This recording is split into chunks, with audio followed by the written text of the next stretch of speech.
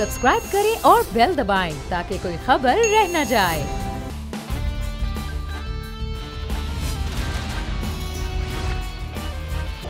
अस्सलामु अलैकुम। The special report with Mudassar Iqbal के साथ हाजिर खिदमत है। नाज़रीन, एक बड़ा अहम फैसला आज सुप्रीम कोर्ट की जानिब से दिया गया है। जाते जाते जो जस्टिस उमर अता बंदयाल साहब हैं, उन्होंने ये फैसला दिया कि प्री बार्गेन की तरमीम कलअदम करार दे दी गई है और सियासतदानों पर नए मुकदमात बहाल हो गए हैं। 10 जो तरमीम से 9 शिकें वो कलअदम करार दे दी गई हैं। अब जो 50 करोड़ के मामलात थे, पब्लिक ऑफिस होल्डिंग का मामला था, जितने भी थे वो तमाम तर चीज़ें ख़त्म होगी। उसके बाद साबिक वज़रा आज़म और वज़रा अफसरान, तमाम सियासी जमातों में बहुत से लोग जिनके केसेस ख़त्म हो चुके थे तकरीबन, या कुछ के केसेस जो है वो मुख्तलिफ और अदालत दिए गए थे, वो अब दोबारा उसी सूरत में वापस आ गए हैं जहाँ से उस वक्त की पार्लियामान ने इन चीज़ों को ख़त्म किया था। अब बुनियादी तौर पर नुक्ता ये था कि चेयरमैन PTI की दरख्वास्त थी बुनियादी इंसानी हुकूक के हवाले से, तो यहाँ 2-1 से फैसला आया है और 2-1 से फैसला जस्टिस मंसूर अली शाह साहब का इख्तलाफ, जो पहले दिन से ये बात कर रहे थे कि ये बुनियादी इंसानी हुकूक का मामला कहाँ पर आता है, ये उसी बात पर वो कायम ही रहे। तफसीली फैसला आएगा तो चीज़ें देखते हैं कि क्या होती हैं, लेकिन इस फैसले के बाद मामलात क्या होंगे, नज़रसानी में कितना ऑप्शन होता है, इस पर भी हम बात करेंगे। हमारे साथ इस वक्त मौजूद हैं नज़ीर लगारी साहब, सीनियर सहाफ़ी, तजज़ियाकार और एडिटर इन चीफ बोल है। लगारी साहब, बहुत शुक्रिया आपके वक्त का। और हमें बैरिस्टर वकास अब्रेज़ साहब ने ज्वाइन किया है, माहिर कानून है। बैरिस्टर साहब, आपका भी बहुत शुक्रिया। सबसे पहले तो 2 तरह के केसेस चल रहे थे। एक तकनीकी बुनियादों पर जस्टिस मंसूर अली शाह साहब पहले दिन से ये बात कर रहे थे वकास साहब, और अब जो है वो जो फैसला आया वो 2-1 से ही ऑब्वियसली वो आया है।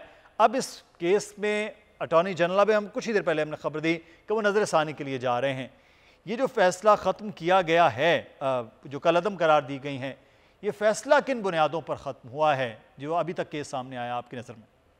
देखें, जो मंसूर अली शाह साहब के जहाँ तक इख्तिलाफी नोट की बात है और जो उन्होंने इसमें इख्तिलाफ किया, सबसे पहले ये चीज़ के बुनियादी हकूक़ के हवाले से पॉइंट रेज़ किया गया। सेकेंडली और मोर इम्पोर्टेंटली जो प्रैक्टिस एंड प्रोसीजर बिल है, जिसको आज ही जो हमारे आइंदा आने वाले चीफ जस्टिस ऑफ पाकिस्तान हैं जस्टिस कादी फायदी साहब, उन्होंने 18 सितंबर को उसके लिए रख लिया है और बेंच भी इस पर कॉन्स्टिट्यूट करने जा रहे हैं, ताकि सबसे पहले ये जो आइनी और कानूनी नुक्ता है ये इतराज़ ख़त्म कर लिया जाए कि जो बेंच कॉन्स्टिट्यूट करने का सो मोटो एक्शन लेने का इख्तियार है, जो पार्लियामेंट ने डिसाइड किया था कि 3 लोग मिलकर डिसाइड करेंगे, क्योंकि इस हवाले से सबसे बड़ा एतराज़ जो कि उमर अता बंदयाल साहब पे उठाया जाता था, जितनी भी PDM की जमातें थी, वो एक वैलिड और एक बड़ा फंडामेंटल ऑब्जेक्शन था जो रेज किया जाता था कि आपके पास जो आर्बिट्री पावर्स हैं उनको आप अनलिमिटेड तरीके से या अनरिस्ट्रिक्टेड तरीके से एक्सरसाइज ना करें। जो सुप्रीम कोर्ट के सीनियर जजेस थे उनको भी डिफरेंट बेंचेस जो बड़े इंपॉर्टेंट केसेस देख रहे थे, जिसमें इलेक्शन की डेट के हवाले से एक फैसला था, जिसमें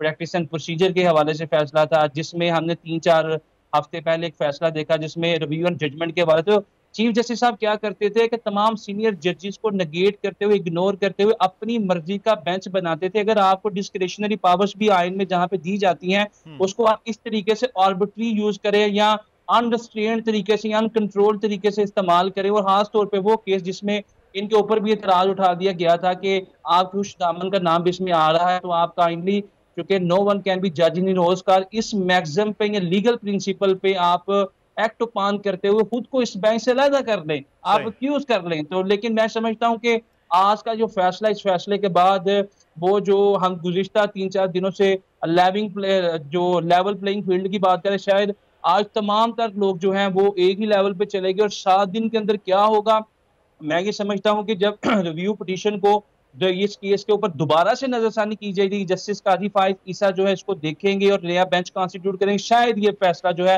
वो डिस्पेल या स्ट्राइक डाउन कर दिया जाए, क्योंकि 3-4 इसके अंदर नुक्ते बड़े बुनियादी हैं। इसमें एक नुक्ते पे मैं मदरसा जरूर बात करूंगा, फिर आप लगारी साहब की तरफ बढ़िए। वो ये नुक्ता कि जो बर्डन ऑफ प्रूफ था which was lying on the shoulder of accuse person, वो अब नैब पे डाल दिया गया था। और नैब के पास मेरा नहीं ख्याल कि इन्वेस्टिगेशन के अंदर या इंटेरोगेशन के अंदर इतनी क्वालिटेटिव टीम है जो वाइट कॉलर क्राइम को ट्रेस कर सकती है। और अल्टीमेटली माजी के जितने भी डिसीजन थे वो एक्यूज पर्सन से पूछा जाता था कि आप रसीदें दें, आप एविडेंसेस दें, ये जो एसेट बियॉन्ड मीन्स हैं आप इसके बारे में अकाउंटेबिलिटी के कोर्ट को जो है बताएं। तो मैं ये समझता हूँ कि नैब जो है वो तमाम तर चीजें प्रूव करने से कासिर है। अगर आपने ये सारी चीजें नैब के कंधे पर डालनी है तो उसको स्ट्रेंथन करें, इन्वेस्टिगेशन क्वालिटेटिव का जो म्यार है वो क्वालिटेटिव बनाए, उसका क्राइटेरिया सेट करे, फिर जाके आप जो है ये सारे के सारे मेगा मनी करप्शन केसेज है उसको आप डील कर सकेंगे। बिल्कुल सही है। तो कुछ तकनीकी मामलात और कुछ बहुत ही अहम पॉइंट थे जिसमें उस वक्त भी एतराज़ किया जा रहा था। राजा खालिद महमूद साहब ने भी हमें ज्वाइन किया है, सीनियर कानूनदान से। राजा शुक्रिया आपके वक्त है। राजा साहब मैं आपकी जानिब आता हूँ, लेकिन इस मामले के एक तो आप कानूनी नुक्ते पर बात करेंगे, लेकिन मैं इस पे एक जो राय है माहिराना तज्जिया के तौर पर वो नज़ीर लगारी साहब से लूँगा। लगारी साहब, एक जानिब ये आखिरी दिन ये वाला मामला हो गया कि कल अदम, दूसरी जानिब नए चीफ जस्टिस आ रहे हैं और ये केस प्रैक्टिस एंड प्रोसीजर से भी जुड़ा होगा, तो फिर ये जाते जाते ये जो मामला हुआ है कि पार्लियामान ने एक चीज़ की और इधर से फिर वो हटा दी गई, तो पार्लियामान से कुछ होता रहा, चाहे वो पिछली हुकूमत थी चाहे उससे पिछली हुकूमत थी, सुप्रीम कोर्ट में आके वो जो है वो रिवर्ट होता रहा। तो अब यही सिलसिला चलेगा फिर? नहीं, अफसोसनाक बात है जिस तरह से ये फैसले कर रहे थे, जिस तरह से ये केसेस की समाअत कर रहे थे, लगता ही नहीं था कि, मुझे बहुत अफसोस है, मुझे बहुत दुख होता है ये बात करते हुए। हमारे मुल्क के आप सबसे आला तरीन अदालत के आला तरीन मनसब पर फायज शख्स को इतना बायस, इतना तंग नज़र, इतना कोताहबीन, इतना कोताह नज़र नहीं होना चाहिए जिस तरह से हमारे न सिर्फ ये कि जस्टिस उमर अता बंदियाल, अफसोसनाक बात है, न सिर्फ ये थे बल्कि इससे पहले भी जस्टिस गुलजार ने कौन से गुल खुलाए और उससे पहले जो है चौधरी साहब से, इफ्तिखार चौधरी साहब से लेकर अब तक जो कुछ भी होता रहा है हमारे लिए इंतहाई अफसोसनाक है, तकलीफ दे बात है। और हमारी वो मेहनत, हमारी वो सारी की सारी सड़कों पर नारे लगाना, सड़क पर हमारा आज़ाद अदलिया के लिए जो है वो पूरी जिदोजहद करना, सब राय कहाँ चली गई। और जो लोग आए हैं किस तरह से उन्होंने एकदम तमाम जजेस को, अपनी मर्जी के जजेस को बिठा दिया, बाकी जजेस को उन्होंने नायल करा दिया। तो ये खुद पीसीओ जज थे इफ्तिखार चौधरी साहब, उन्होंने अपने आप को बचाया और जिन जजेस ने आइन के तहत हल उठाया था उन लोगों को कहा कि जाएं घर जाएं आप, मेरी मर्जी ये है। तो ये उन्होंने किया था। और इन्होंने आखिर में क्या किया है, यानी जाते जाते दो ऐसे फैसले सुना दिए हैं कि मैं अपने हिसाब से उन्होंने बरंदी सुरंगें बिछा दी हैं नई सुप्रीम कोर्ट की क़यादत के लिए कि जनाब अब आप क्या करेंगे। मुज़ाहिर है वो उसको ठीक करेंगे, दुरुस्त करेंगे। प्रैक्टिस एंड प्रोसीजर एक्ट जो है वो भी ज़ाहिर है जिस तरह से उन्होंने किया है और जिस तरह से पूरी अदलिया के काबिल एहतराम जज साहबान कह रहे थे कि इसको ब्रॉड बेस्ड होना चाहिए, ये नहीं हो, आमरियत नहीं होनी चाहिए और कम से कम सुप्रीम कोर्ट में तो आमरियत नहीं होनी चाहिए कि एक शख्स फर्द वाहिद फैसला करे और फिर फर्द वाहिद बेंचें भी तश्कील दे और उसमें मन माने। यानी बाकायदा तकसीम वाज़े कर दी गई थी। यानी सुप्रीम कोर्ट में जजेस की किसी तारीख में, मेरे ख्याल में इससे पहले कभी ऐसा नहीं हुआ है कि आप गिन कर बताएं कि जनाब ये जज साहबान जो हैं इस तरफ का है और ये जज साहबान।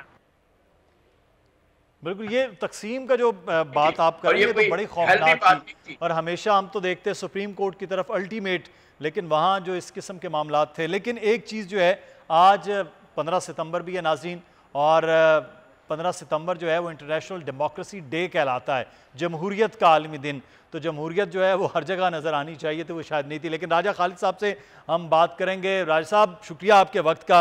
आज के फैसले को राजा साहब किस तरह से आप देखते हैं? एक जानिब ये रहा है कि जनाब बड़े बड़े लोगों ने अपने केसेस माफ़ कराने के लिए अब मिल बैठ के कोई फैसला किया, तो अच्छा हुआ ये फैसला रिवर्ट हुआ, ये भी तो एक राय हो रही है सर।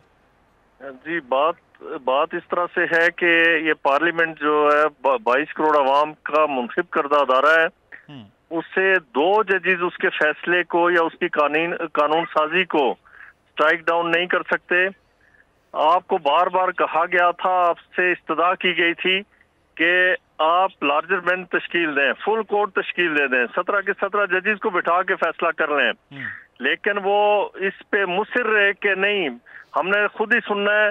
3 जजेस को बिठाया गया, एक तो उनके हमख्याल थे और दूसरे जो तीसरे जो जज थे अपना जस्टिस मंसूर अली शाह साहब, उन्हें वो इख्तिलाफी नोट के लिए कि चले फैसले की क्रेडिबिलिटी हो जाएगी, तो एक इख्तिलाफी नोट आ गया तो फर्क कोई नहीं पड़ेगा, 2-1 की अक्सरियत से फैसला हो जाएगा।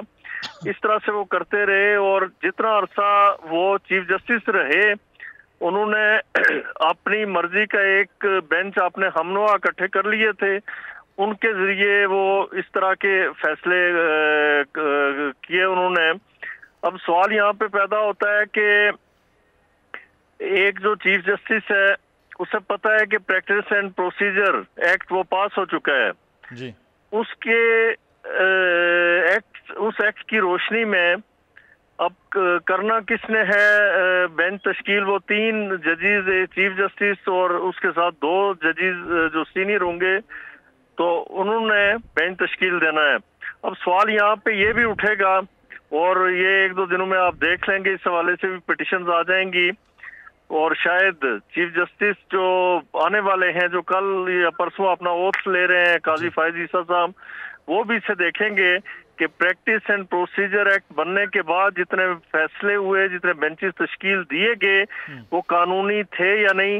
इस पे सवाल पहले से उठाया जा चुका है और वो जस्टिस मंसूर अली शाह साहब ने इस पे क्वेश्चन रेज किया था कि प्रैक्टिस एंड प्रोसीजर एक्ट बनने के बाद जितने बेंचेस तश्कील दिए गए उनकी कानूनी शक्ल को भी देखना होगा। एक तो ये, फिर ये है कि मेरे ख्याल में इनके बहुत सारे फैसले रिव्यू होंगे, एक किसी और की खुशनुदी के लिए, किसी और की खुशी के लिए, किसी और की अतात में इस तरह के फैसले करते रहे। और मुझे तो कई बार एहसास हुआ कोर्ट में कि पीटीआई के वकला से ज्यादा अच्छा परफॉर्म चीफ जस्टिस साहब ने उनके केसेस में किया जो पीटीआई से रिलेटेड थे या इमरान खान साहब से रिलेटेड थे। आज तक पाकिस्तान की हिस्ट्री में किस मुलजम को जजेस के गेट से लाया गया है और किस मुलजम को गुड टू सी यू कह के पुकारा गया, उसका इस्तकबाल किया गया और जाते हुए wish you all the best, और उसका सारा मेन्यू खाने का और सोने का और हाई कोर्ट में फलां तारीख को पेश ये सब करें। कुछ और जो है राज साहब वो हुआ है। अब देखते हैं, जो आपने बड़ा इंपॉर्टेंट पॉइंट था प्रोग्राम से मुदस्सिर इकबाल को इजाजत दीजिए, अपना ख्याल रखिएगा, अल्लाह हाफिज।